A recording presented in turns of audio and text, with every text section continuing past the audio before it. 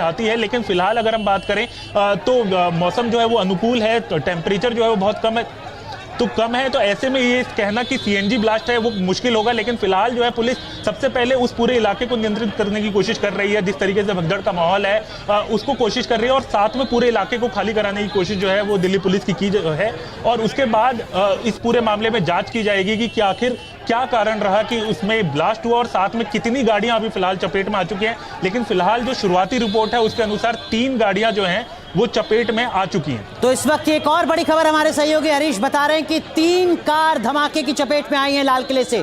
इस वक्त की बड़ी जानकारी हम आपको दे रहे हैं, 2 तस्वीरें लगातार दिखा रहे हैं। हरीश, कितने लोग घायल हुए हैं, क्या ये जानकारी अभी मिल पा रही है, और क्या उनको अस्पताल पहुंचा दिया गया है? क्या जिन कारों में आग लगी है वहां पर रेस्क्यू हो गया है, आग को बुझा लिया गया है क्या? हरीश, माफ कीजिए आपको रोक रहा हूं। इस वक्त की एक और जानकारी मिल रही है, फॉरेंसिक टीम मौके पर पहुंच चुकी है। इस वक्त की बड़ी अपडेट। हरीश, कंटिन्यू कीजिए।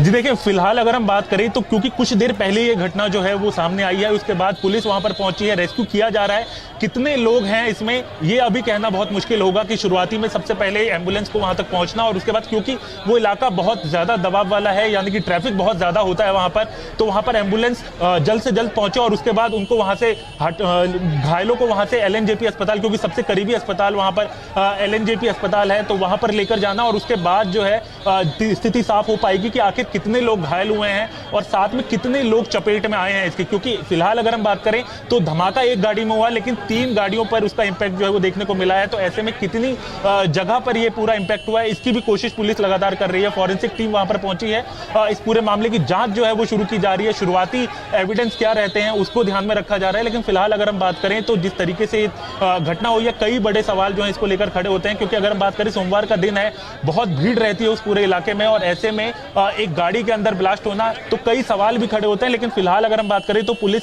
सबसे पहले घायलों को अस्पताल पहुंचाने और साथ में उस पूरे इलाके को अलग करने की, ताकि लोग वहां पर ना पहुंचे, और उसके बाद इस पूरे मामले की जांच जो है वो पुलिस करेगी। फॉरेंसिक टीम लगातार सैंपल इकट्ठे कर रही है। तो ऐसे में कोशिश ये है कि जल्द से जल्द इस पूरे मामले में अगर जो भी सामने सबूत आते हैं उसके यहाँ पर ये कहा जा सकेगी कि आखिर क्या कारण रहा इस ब्लास्ट का। हरीश, क्या किसी तरीके की साजिश की आशंका भी नजर आ रही है अभी?